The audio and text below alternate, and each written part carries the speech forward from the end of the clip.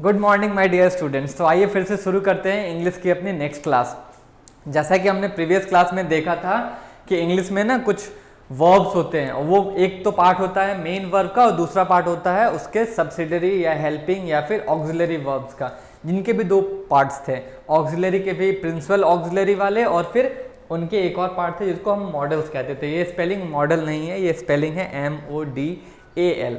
जो आप मॉडल समझते हो दैट इज MODEL, ये था AL। ओके, तो आइए अपने इंग्लिश क्लास को शुरू करते हैं।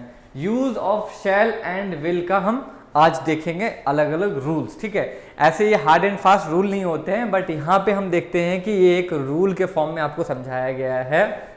ऐसा इसलिए किया गया है ताकि आप इजीली कुछ पॉइंट्स को, ग्रामर के कुछ पॉइंट्स जो कि हमेशा फॉलो होते हैं विदाउट एनी चेंजेस, उसको आप ध्यान रख सको। ठीक है, तो ये रूल्स कोई साइंटिफिक रूल्स नहीं है, ये ग्रामर के बेसिक से प्रैक्टिस में, ग्रामर कैसे बनता है डे टू डे प्रैक्टिस में जो हम यूज़ करते हैं उससे ग्रामर बनता है। तो ये रूल्स को भी वहीं से लिया गया है। तो आइए शुरू करते हैं। पहला कंसेप्ट जो ध्यान रखना, पहला बात जो ध्यान रखना वो ये है कि शैल और विल में ये हमेशा फ्यूचर के बारे में बात करेंगे। अपन जब भी बात करना चाहेंगे फ्यूचर के बारे में तो हम इसका शैल और विल का यूज करेंगे। पहला चीज जो है वो है हमारे पास shall is used when first person. कब होता है? जब फर्स्ट पर्सन, जैसे कि बात करें अपन फर्स्ट पर्सन में क्या क्या हो सकता है, हमारे पास आई हो सकता है, हमारे पास आई हो, हमारे पास फर्स्ट पर्सन वी हो, हम लोग, मैं या फिर हम लोग, ऐसा मैं या फिर हम सब या हम लोग का बात हो, हम लोग। तो इसमें क्या करते हैं हम फ्यूचर टेंसेस में शैल या विल का यूज करते हैं। पहले बात करें शैल का, तो शैल कब लेता है? जब हम आई और वी का बात करते हैं। ऑल द अदर पर्सन, बाकी सब में क्या होता है? विल का यूज होगा। सिर्फ बात करें स्पेशल शैल का, तो शैल सिर्फ आई एंड वी के साथ, सिर्फ आई एंड वी के साथ। बाकी सभी लोगों के साथ ही, शी, दे, इट, देम, वो सब के साथ विल यूज होता है। तो शैल के लिए क्या है स्पेशल प्रावधान? क्या है शैल के लिए स्पेशल प्रावधान? है कि आई एंड वी का इस्तेमाल जब जब हो सकता है वहां पे शैल का यूज हो सकता है। ठीक है, जब जब हम फ्यूचर के बारे में डिस्कस करना चाहें तो हम ओनली और ओनली, केवल और केवल मात्र यहाँ पे आई और वी के साथ शैल का इस्तेमाल कर सकते हैं जब हम फ्यूचर के बारे में कुछ कहना चाहते हैं। ठीक है, एक एग्जाम्पल देखते हैं। मैं कल कॉलेज जाऊंगा और वो मेरे साथ आने वाला है। अगर कुछ ऐसा कुछ सेंटेंस है जिसको हमको इंग्लिश में कहना है, जिसको हमें इंग्लिश में कहना है, तो हम क्या यूज करेंगे?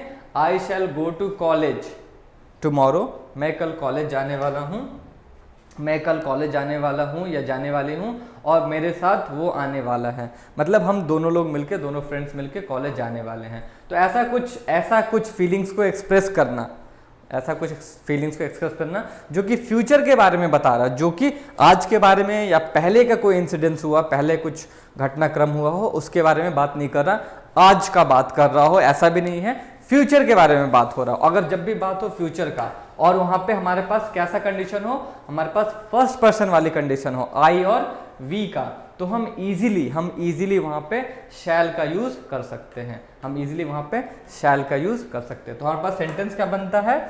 आई shall go to college tomorrow. I शैल, क्योंकि फ्यूचर के बारे में हम डिस्कस कर रहे हैं, और आई के साथ शैल को लगा सकते हैं क्योंकि आई हमें लिबर्टी देता है कि आई जो है वो क्या है? फर्स्ट पर्सन है। इसीलिए हम फ्यूचर के बारे में इस फर्स्ट पर्सन के साथ शैल का यूज कर सकते हैं। तो हमारे पास ये लिबर्टी है, कि हम आई के साथ शैल का यूज कर सकते हैं और कर रहे हैं क्योंकि हम फ्यूचर के बारे में डिनोट कर रहे हैं। I shall go to college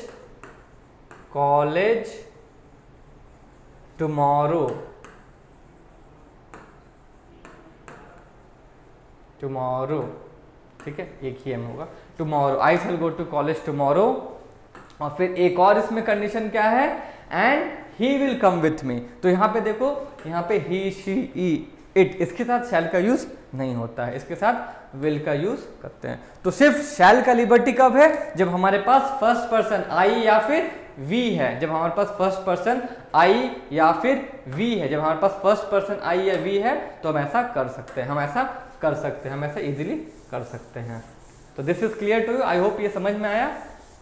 ठीक है, कब कब यूज करना है शैल का, जब हमारे पास फ्यूचर के बारे में कुछ कहना हो और हमारे पास ये लोग हों, ये आई हो और ऐसा वी हो, ये दोनों कंसेप्ट, ये दोनों कंडीशंस में हम यूज करते हैं, कर सकते हैं, करना चाहिए। ठीक है, इसके अलावा हम यूज नहीं करते हैं शैल का। ठीक है, तो दिस वाज द कंसेप्ट।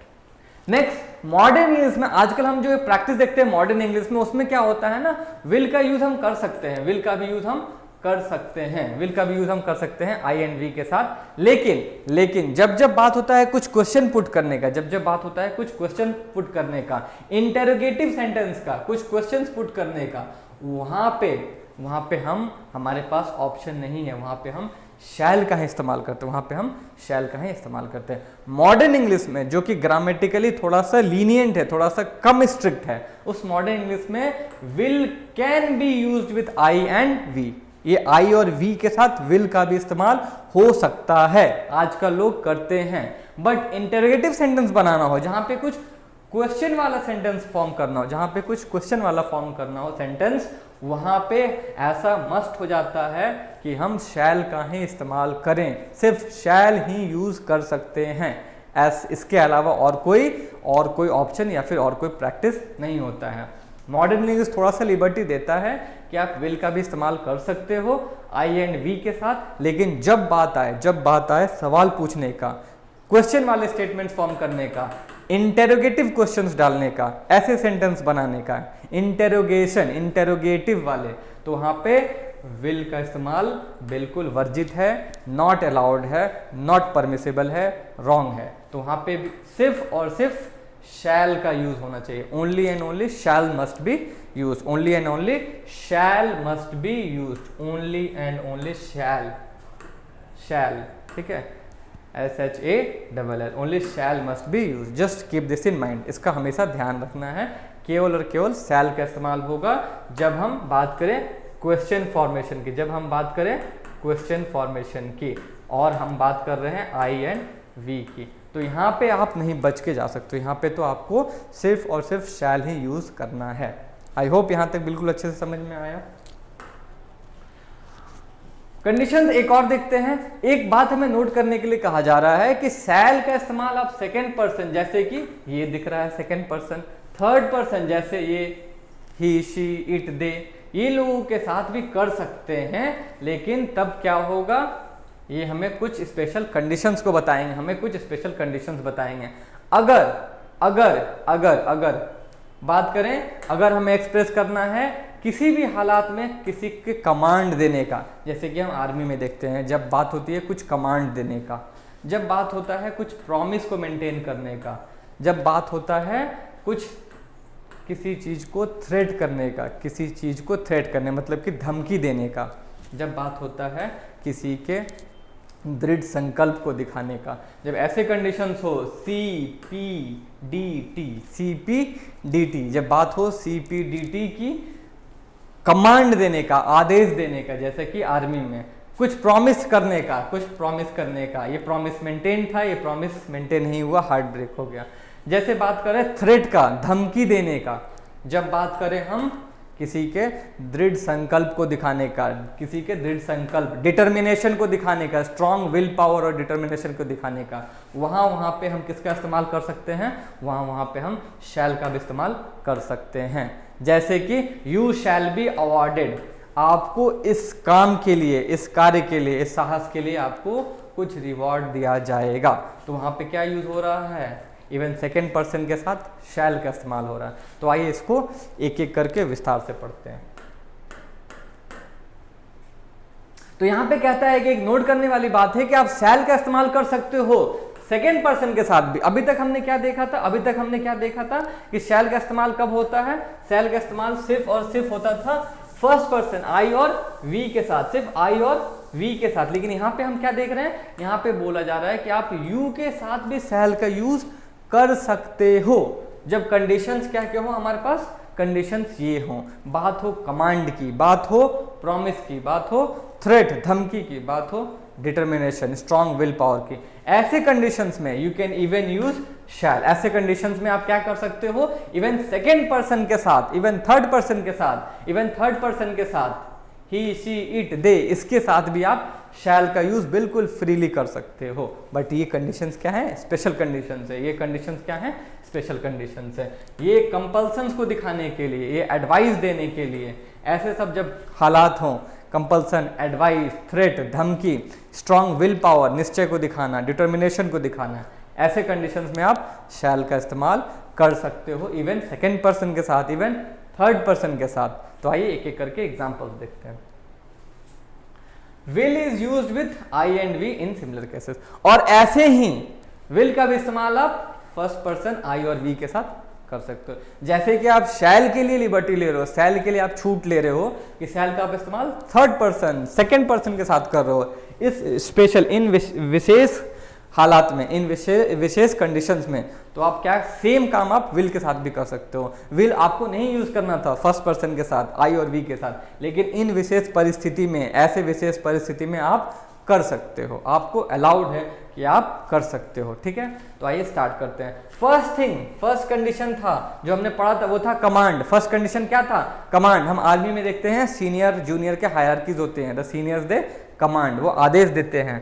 तो यहाँ पे यू, हमारे पास एक सेंटेंस है यू, जो कि सेकेंड पर्सन है। यहाँ पे you shall leave the room at once, आपको तुरंत ही इस रूम को छोड़ना है, खाली करना है।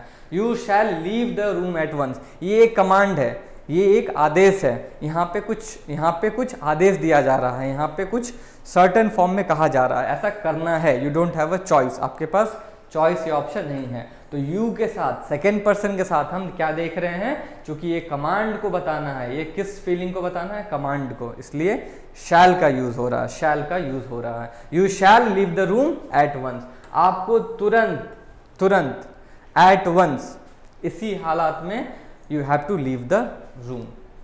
नेक्स्ट बात करें, ये एक आर्मी का हायरार्की है, तो आर्मी में जो भी होता है वो कमांड के फॉर्म में होता है, सीनियर्स टू जूनियर्स। तो जहां बात करें अपन कमांड के बारे में, वहां पे शैल यूज हो सकता है even second person, third person के साथ। ठीक है, सेकेंड थिंग जहां में अलाउ करता है शैल का यूज करना किसी भी पर्सन के साथ, यहाँ पे वो है प्रॉमिस करना।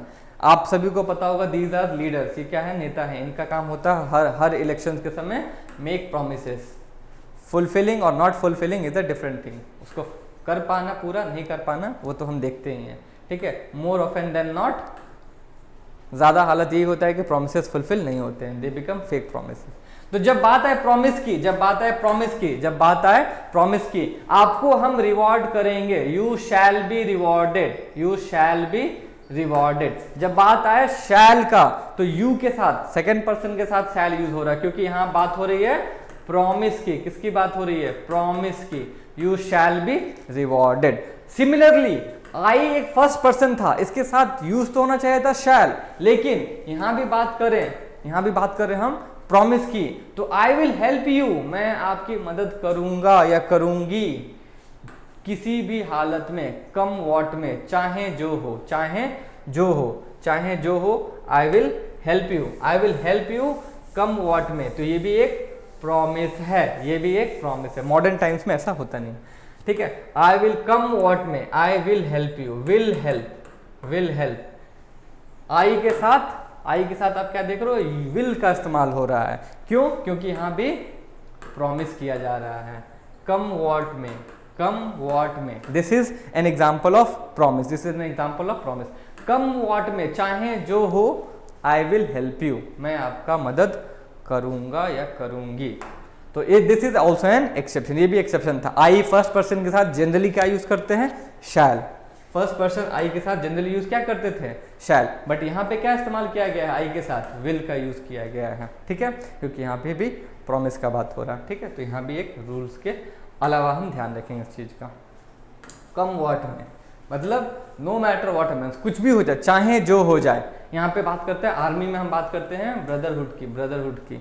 ठीक है, वी फीलिंग की। तो this army man will help his comrade, वो अपने साथी सोल्जर कॉमरेड को हेल्प करेगा, उसका हेल्प करेगा, चाहे जो हो परिस्थिति, सुटेबल हो, अनसुटेबल हो, चाहे एडवर्स हो, चाहे फेवरेबल हो, नॉन फेवरेबल हो, हर हालत में। तो दिस इज अ प्रॉमिस। तो जब भी प्रोमिसेस की बात हो तो आई के साथ भी हम विल यूज करते हैं, फर्स्ट पर्सन के साथ आई के साथ भी यूज करते हैं। इसको तो आप सभी लोग जानते होंगे, प्रेसिडेंट और प्रीमियर ऑफ नॉर्थ कोरिया, ये हमेशा थ्रेट देता है, ये हमेशा थ्रेट देता है यूएसए को कि बॉम्ब कर दूंगा, न्यूक्लियर बॉम्ब कर दूंगा। So this is an example of threat, this is an example of threat. जब बात आए धमकी की, जब बात आए धमकी की, जब बात आए धमकी की, तो वहां पे भी ये रूल फॉलो होता है। आप शैल का यूज सेकंड पर्सन में भी कर सकते हो, थर्ड पर्सन में भी कर सकते हो। जैसे कि आप यूएसए में, आप अमेरिका में क्या देखोगे, उनके बड़े बड़े प्रॉपर्टीज पे लिखा रहता है, ऐसे बोर्ड लगे होते हैं, ऐसे बोर्ड टंगे होते हैं उनके प्रॉपर्टीज पे, और उस पे लिखा होता है कि ट्रेसपासर्स शैल बी प्रोसिक्यूटेड। जो भी उनके जमीन में अतिक्रमण करेगा, एंटर करेगा, उसको ट्रेसपासर्स कहते हैं, जो बिना परमिशन के किसी के भी लैंड पे, किसी के भी जमीन में, प्रॉपर्टी में एंटर करे, तो वैसे लोग ट्रेसपासर्स कहलाते हैं। तो ये एक थ्रेट है, उसमें वो पोस्टर क्या है, वो पोस्टर या बैनर पे एक थ्रेट लिखा रहता है। वो थ्रेट क्या है, if you enter my room, if you enter my property without permission, you shall be prosecuted, आपके खिलाफ एक्शन या कार्रवाई किया जाएगा। तो ये trespassers shall be prosecuted, trespassers shall be prosecuted. Trespassers का मतलब क्या होता है, हु एंटर्स समवन्स लैंड, किसी के घर, प्रॉपर्टी या एरिया में एंटर करना बिना उसके परमिशन के, बिना उसके परमिशन के। तो इसका मतलब क्या होता है, अगर आप ऐसा करोगे तो मैं आपको पनिश करूंगा by law, by some legal means I will punish you, I will take action against you, I will punish you, I will take action against you. तो ये सिंपल सेंटेंस, सिंपल फॉर्म में ये sentence क्या कहता है, ये sentence कहता है कि ट्रेसपासर्स विल बी प्रोसिक्यूटेड, जो ट्रेसपासिंग करेंगे, ट्रेसपासर्स विल बी प्रोसिक्यूटेड, मतलब उनके खिलाफ एक्शन लिया जाएगा। तो आप यहाँ पे देखो वर्ड क्या यूज किया गया है, ट्रेसपासर्स शैल बी प्रोसिक्यूटेड, क्योंकि यहाँ ट्रेसपासर्स क्या है, ट्रेसपासर्स फर्स्ट पर्सन नहीं है, क्या है, ये सेकंड पर्सन या थर्ड पर्सन है, अननोन है, थर्ड पर्सन है, ठीक है। तो ये उनके खिलाफ एक्शन लिया जाएगा। And here we are using shall, क्योंकि यहाँ पे क्या देना है, यहाँ पे क्या देना है, यहाँ देना है धमकी, यहाँ देना है थ्रेट, यहाँ देना है धमकी या फिर थ्रेट। तो यूज किसका हो रहा है, ट्रेसपासर्स का। फिर यूज किसका हो रहा है, शैल का, किसके साथ, इवन थर्ड पर्सन के साथ, इवन थर्ड पर्सन के साथ, ठीक है। I will punish you, I will punish you, ये भी एक धमकी है, आई विल पनिश यू, ये भी एक धमकी है कि आपने जो किया है उसके लिए आई will punish you. I is first person, use क्या होना चाहिए था, शैल, यूज क्या होना चाहिए था, शैल, लेकिन यूज क्या हो रहा है, विल। आई फर्स्ट पर्सन के साथ क्या यूज हो रहा है, विल का यूज हो रहा है, विल का यूज हो रहा है। क्यों यूज हो रहा है, क्योंकि यहां बात हो रही है धमकी की। जब जब थ्रेट का बात होगा तो इवन आई के साथ फर्स्ट पर्सन होते हुए भी यूज होना चाहिए शैल, यूज क्या होना चाहिए, यूज होना चाहिए था शैल, यूज होना चाहिए शैल, लेकिन क्या यूज हो रहा है, विल का, शैल का इस्तेमाल नहीं हो रहा है, क्योंकि केस किसका है, धमकी का, इसलिए शैल की जगह क्या यूज हो रहा है, विल का, ठीक है। Trespassers shall be prosecuted, trespassers third person, ठीक है, इसके लिए क्या यूज हो रहा है, शैल का, इसके लिए क्या यूज हो रहा है, शैल। ट्रेसपासर्स क्या है, थर्ड पर्सन, फिर भी यूज क्या हो रहा है, शैल। वैसे तो यूज क्या होना चाहिए था, विल, बट यूज क्या हो रहा है, शैल, ठीक है, because this is a threat, because this is a threat. Next बात करें, हमने क्या क्या डिस्कस कर लिया, हमने डिस्कस कर लिया कि जब जब बात करें हम प्रॉमिस की, जब जब बात करें हम कमांड की, जब जब बात करें हम कमांड की, जब जब you shall leave the room at once, तो जब जब बात करें प्रॉमिस की, जब जब बात करें हम थ्रेट की, धमकी की, ये सब कंडीशंस में क्या क्या यूज होगा, शैल का इस्तेमाल होगा, even second and third person के साथ, ठीक है। Now let's move on to our next discussion.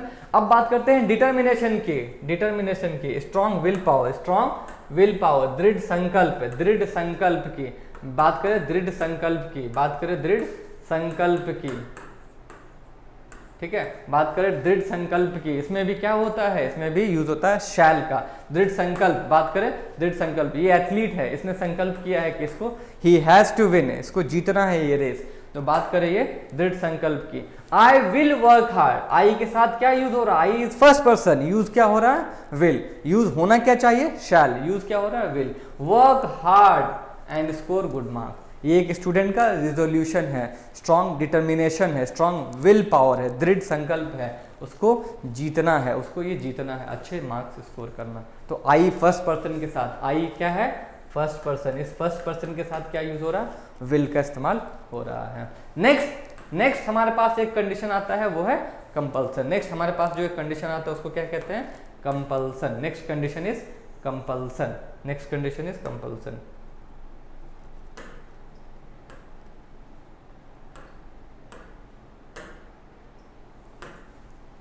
Compulsion, you shall be here before 5 PM, you shall be here before 5 PM for the meeting. ये बात हो रही है, एक कंपनी, एक ऑर्गेनाइजेशन है जहां पे कंपल्सन है। बात करें आर्मी की तो हायर ऑफिसर्स लोअर ऑफिसर्स को ऑर्डर दे रहे हैं क्या, कि आपको उस मीटिंग में 5 बजे तक you must be there, by 5 you must be there, you must be present there. तो यू के साथ क्या यूज हो रहा है, शैल। यू क्या है, सेकेंड पर्सन में क्या यूज हो रहा है, शैल, बिकॉज यहां बात हो रही है कंपल्सन की। यहाँ क्या बात हो रही है, कंपल्सन की। I will finish this work by tomorrow, I will finish this work by tomorrow in some way or the other. ये क्या दिखा रहा है, आपको मीटिंग में पहुंचना है, you shall be present, you shall be present in the meeting, present in the meeting at 5, you shall be present in the meeting before 5 PM, you shall be here before 5 PM for the meeting। ऐसा कहना, you shall be present in the meeting before 5 PM, ये कहना एक आदेश है, यहाँ compulsory है, ऐसा इसमें इफ एंड बट नहीं है। you don't have the option, आपके पास लिवरेज नहीं है, आपके पास चॉइस नहीं है। तो you shall be here before 5 PM for the meeting, ये एक कंपल्सरी आदेश है, ठीक है। नेक्स्ट है I will finish this work by tomorrow in some way or the other. मतलब इसका मतलब है I will finish this work by tomorrow, I will finish this work, finish this work by tomorrow, by tomorrow in some way or the other, in some way और the other. मैं किसी भी हालत में, इन सम वे और the other, किसी भी हालत में ऐसा करना है, करूंगा। तो ये आई के साथ यूज क्या हो रहा है, विल। आई के साथ यूजुअली, जनरली, बाय रूल क्या यूज होना चाहिए, शैल का यूज होना चाहिए, लेकिन वो क्या रहा है, विल का, क्योंकि ये कंपल्सन एक्शन, कंपल्सरी एक्शन को शो करता है। क्या शो करता है, कंपल्सरी एक्शन को शो करता है। सेकेंड रूल सेज, जब हम बात करते हैं इंपेरेटिव सेंटेंस की, जब हम बात करते हैं इंपेरेटिव सेंटेंस की, जब हम बात करें कुछ क्वेश्चन टैग डालने का, तो हम वहां पे भी शैल का इस्तेमाल करते हैं। जब हम बात करें कुछ क्वेश्चन टैग डालने का, क्वेश्चन जैसा कुछ फॉर्म करने का, ठीक है। इंपेरेटिव सेंटेंसेस जो कि बिगिन होते हैं लेटर्स के साथ, ये एक इंपेरेटिव क्वेश्चन है, ये एक इंपेरेटिव क्वेश्चन है। लेट अस डांस टुगेदर, ये किसी को आप एक प्रपोजल दे रहे हो, late us dance together, late us dance together, हम एक साथ नृत्य करें, डांस करें। आप किसी पार्टी में हो, you are offering somebody, you are giving a option to somebody, let us dance together. Shall be, तो वहां पे आप लास्ट पार्ट में आप क्या कर रहे हो, आप क्वेश्चन टैग लगा रहे हो, आप क्वेश्चन फॉर्म कर रहे हो, तो वहां पे क्या यूज होता है, शैल। वहां पे शैल वी यूज करते हैं, नॉट विल वी। वी हम इस्तेमाल क्या करते हैं, शैल वी, हम इस्तेमाल करते हैं शैल वी, ठीक है। इन द फॉलोइंग सेंटेंस जो हम देखने वाले हैं उसमें शैल या विल का इस्तेमाल नहीं हो रहा है। देखते हैं कहां पे। इफ द सेंटेंस का स्टार्ट हुआ है पास्ट से, किसी पास्ट के हालात को बताता है, जैसे कि इसने होप किया था कि वो पास कर जाता, उसने आशा किया था कि वो पास कर जाता। उसने क्या आशा किया था, कि वो एग्जाम में अपने जो भी कार्य में जो भी काम कर रहा है उसमें वो पास या सफल हो जाता। तो he hoped that he will pass the exam, ऐसा नहीं होता है। वहाँ पे यूज होता है उसके पास्ट फॉर्म का, क्योंकि ये बात भी हो रहा है पास्ट में, ऐसा उसने होप किया था, ऐसा हुआ ना हुआ वो देखने वाली बात है, ठीक है। तो ये बात हो रही है पास्ट की, तो वहाँ पे विल शैल का इस्तेमाल अपन नहीं करते हैं। तो विल शैल का इस्तेमाल वहाँ पे विल या शैल का यूज, विल या शैल इसका यूज नहीं करना है, विल और शैल का इस्तेमाल नहीं करना है, क्योंकि ये जो थीम है ये स्टार्ट किससे हो रहा है, ये सेंटेंस स्टार्ट हो रहा है किससे, पास्ट से। किससे, पास्ट से। तो ऐसे कंडीशन में जिसमें सेंटेंस इस्तेमाल हो पास्ट से, he hoped that he will और he will pass the test, ऐसा नहीं होता है। He hoped that he would pass the test, तो वुड का इस्तेमाल होता है। Second case, if the sentence starts with a past tense use would and should. Second case is just it's just the explanation.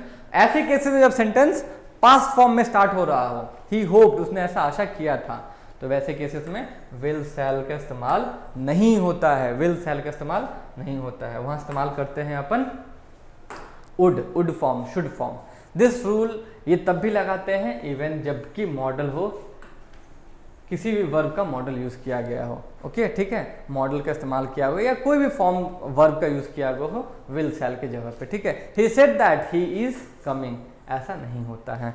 उसने कहा था, ही said that, उसने कहा था कि वो आएगा, he was coming. This rule is not applicable if the second part is universal truth. ऐसा हम करते हैं, क्या करते हैं, ही said that he was coming, क्या होता है, he said that he was coming. ये रूल कहता है कि दिस रूल जो अभी हमने पढ़ा कि आप पास्ट में स्टार्ट कर रहे हो तो वहां पे आप क्या यूज मत करो, शैल का इस्तेमाल मत करो। और मॉडल है इवन जबकि मॉडल होता है तब भी ये यूज होता है। ठीक है, कोई और फॉर्म ऑफ वर्ब होता है तब भी ये यूज होता है। ठीक है, तो शैल और विल के जगह पे ऐसा इस्तेमाल करते हैं। तो ही said that he was coming, कि वो आ रहा है और या वो आएगा। नेक्स्ट इज इस रूल का इस्तेमाल तब नहीं होता जब हम यूनिवर्सल ट्रूथ की बात करते हैं, जो काम रोज होता है। He said that sun rises in the east, sun रोज उगता है, ईस्ट में उगता है, दिन के बाद रात होता है। ये सब यूनिवर्सल ट्रूथ बताने के लिए, ठीक है, ये यूनिवर्सल ट्रूथ बताने के लिए, कुछ हैबिचुअल एक्शन बताने के लिए। मैं ऐसा रोज करता हूँ, मैं रोज सोता हूँ, मैं यही खाता हूँ, मैं 2 बजे खाता हूँ, मैं यही ड्रेस पहनता हूँ, ऐसा कुछ हैबिचुअल एक्शन दिखाने के लिए, कुछ जनरल फैक्ट बताने के लिए। ठीक है, India is a developing country, ये कुछ फैक्ट्स बताने के लिए, जनरल फैक्ट्स बताने के लिए, इसमें ये रूल अप्लाई नहीं होता। तो आइए इसको अच्छे से एग्जाम्पल्स के साथ देखते हैं। किसी इडियम्स एंड फ्रेजेस को बताने, इडियम्स एंड फ्रेजेस जो आम बोलचाल की भाषा में इंग्लिश में यूज होते हैं उसको इडियम्स एंड फ्रेज कहते हैं। ही said that man is not a machine, उसने कहा था, ही सेड दैट, पास्ट में है, ही सेड दैट, ये किस में है, पास्ट में है। He said that is in past, he said that, ये वर्ड किस में है, पास्ट में है, ये वर्ड किस में है, पास्ट में है। Man is not a machine, ये बात उसने कहा था लेकिन ये बात यूनिवर्सल ट्रूथ है। मैन और मशीन दोनों में फर्क है। इंसान ह्यूमन बींग्स, मशीन नहीं है, उसने कहा था, ये पास्ट में है, स्टार्ट किस में हो, पास्ट में, लेकिन फिर भी यहाँ पे पास्ट टेंस इस्तेमाल नहीं होगा क्योंकि एक्सेप्शन है। रूल का क्या है, एक्सेप्शन है। यूनिवर्सल ट्रूथ में आप पास्ट में नहीं ले जाते हो, जनरली तो आप पास्ट में ले जाते हो, लेकिन यूनिवर्सल ट्रूथ में पास्ट में second part of the sentence past में नहीं होता है। Our teacher told us, teacher ने कुछ कहा था, पास्ट, यहाँ पे भी है past. Our teacher told us that honesty is the best policy. अब ये जनरल फैक्ट है, ये एक यूनिवर्सल ट्रूथ है, ये एक सच्चाई है, यूनिवर्सल ट्रूथ है कि ऑनेस्टी ही सबसे बेस्ट रास्ता होता है, सबसे बेस्ट पॉलिसी होता है, ये एक यूनिवर्सल ट्रूथ है।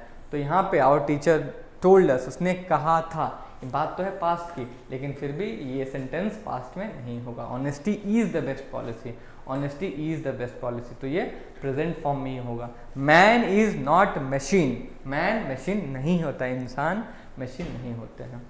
ऐसे केसेस में हम ये यूज करते हैं। नेक्स्ट हमारे पास जो कंसेप्ट है वो ये है, अगर 2 एक्शंस हो रहे हैं फ्यूचर में, एक के बाद एक, अगर 2 एक्शंस हो रहे हैं फ्यूचर में, 2 एक्शंस हो रहे हैं फ्यूचर में, 2 एक्शंस हो रहे हैं फ्यूचर में, 2 एक्शंस हो रहे हैं फ्यूचर में, 2 एक्शंस हो रहे हैं एक के बाद एक, तो वहां पे क्या ध्यान रखना है, तब हम क्या करते हैं, फर्स्ट एक्शन को डिपेंडेंट बनाते हैं। फर्स्ट एक्शन जो होता है एंड द फर्स्ट एक्शन है वो इस बात पे भी डिपेंड करता है कि सेकेंड एक्शन क्या है। वैसे केसेस में भी हम इससे बचते हैं, वैसे केसेस में भी हम इस चीज से बचते हैं। जैसे कि एक सेंटेंस से सीखते हैं इसको, द फर्स्ट एक्शन जो होगा वो तो डालेंगे प्रेजेंट इंडेफिनिट टेंस में और सेकेंड एक्शन को फ्यूचर में डालेंगे। सेकेंड जो एक्शन होगा वो फ्यूचर में होगा। First action, if I come I will meet you, I will meet you. First वाला तो होगा प्रेजेंट में, फर्स्ट वाला होगा प्रेजेंट में और सेकेंड वाला होगा, ये कंडीशन होगा फ्यूचर इंडेफिनिट में। इफ आई कम, अगर मैं आऊंगा, इफ आई कम, अगर मैं आऊंगा, आई विल मीट यू, तभी मैं आपसे मिल सकता हूं, I will meet you, I will meet you. तो कंडीशन क्या है, इफ आई कम, तो इसको क्या डालेंगे, सिंपल इंडेफिनिट में, तो ये क्या होगा, फ्यूचर में, वहाँ पे यूज़ करेंगे विल का, ठीक है। I hope you got this point. If it rains, अगर बारिश होती है, I will not meet you, if it rains I will not come and meet you, तो मैं आपसे आके नहीं मिल पाऊंगा, ठीक है, ऐसा कहना। तो पहला सेंटेंस पे डिपेंड करना सेंटेंस के सेकेंड पार्ट को, ठीक है, सेकेंड के सेंटेंस पार्ट को। पहला एक्शन ये हो रहा है, जैसे कि फर्स्ट फोर्स हमने लगाया दीवार पे, फिर दीवार ने हम पे लगाया, तो हमारा वाला जो पहला एक्शन है उस पर डिपेंड कर रहा है सेकंड एक्शन। अगर हम फोर्स नहीं लगाते तो दीवार से फोर्स नहीं लगता, तो फर्स्ट एक्शन पे डिपेंड कर रहा है हमारा second action.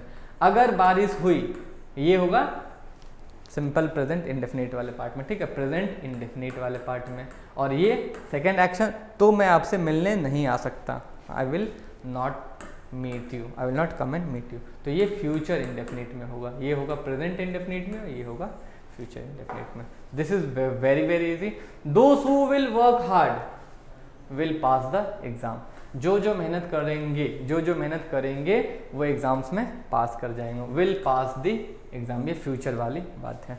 Those who will work hard, ठीक है, will work hard, those who will work hard, तो सिंपल प्रेजेंट और ये future indefinite, present indefinite future indefinite, present indefinite first action, ये फ्यूचर इंडेफिनिट। पहली एक्शन क्या होगा, हार्ड वर्क करना, दूसरा एक्शन क्या होगा, एग्जाम में पास करना, ठीक है। इसमें नोट करने वाली बात है कि future indefinite tense is not used immediately after the following words.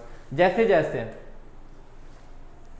कुछ वर्ड्स हमारे पास, इफ, एज सुन एज, अब ऐसे सेंटेंस में फ्यूचर इंडेफिनिट टेंस के इस्तेमाल से हम बचते हैं, फ्यूचर इंडेफिनिट नहीं यूज कर पाएंगे। कई बार हम फ्यूचर इंडेफिनिट इस पार्ट में यूज नहीं कर पाएंगे, जो सेकंड पार्ट है। कब नहीं कर पाएंगे, जब हमारे पास तुरंत इफ से सेंटेंस स्टार्ट हो रहा हो, ठीक है, इमीडिएटली आफ्टर, जैसे हमारे पास इफ सेंटेंस दिया हो, सेंटेंस में क्या हो, इफ वाला पार्ट हो, सेंटेंस में एज सुन एस वाला पार्ट हो, सेंटेंस में इफ वाला पार्ट हो, इफ वाला, एज सुन एस वाला पार्ट हो, एज सुन एस वाला पार्ट हो, सेंटेंस में इन केस ऑफ हो, इन केस ऑफ, सेंटेंस में प्रोवाइडेड हो, सेंटेंस में अनलेस हो, सेंटेंस में अनटिल, बिफोर, आफ्टर, व्हेन, ठीक है, ऐसे ऐसे अगर वर्ड्स हो, आप इसका ऐसे ले लो, स्क्रीनशॉट ले लो student. In case, if, as soon as, provided, unless, until, before, after, when, अगर ऐसे वर्ड्स दिखते हैं तो आप फ्यूचर, ये जो फ्यूचर इंडेफिनिट वाला है, इस पार्ट का इस्तेमाल नहीं कर पाओगे। जैसे देखते हैं अपन नेक्स्ट थिंग्स जो भी होगा इसमें, वो हम आगे क्लास में देख लेंगे। हमारे पास जब हम पढ़ेंगे कंडीशनल सेंटेंस के बारे में, वहाँ पे हम एक एक करके इस चीज़ को इन डिटेल्स, जब हम पढ़ेंगे कंडीशनल सेंटेंस वाले चैप्टर, तो वहाँ पे इन डिटेल्स हम इस चीज़ को देख लेंगे, ठीक है। अभी के लिए क्लास को यहीं ख़त्म करते हैं। चैनल में आपको और भी बाकी कंटेंट्स डाले जाएंगे, ठीक है, इंग्लिश के कॉन्सेप्ट को एक एक करके क्लियर किया जाएगा, और कॉम्प्रिहेंशन पार्ट पे भी आपको की पकड़ बनाई जाएगी।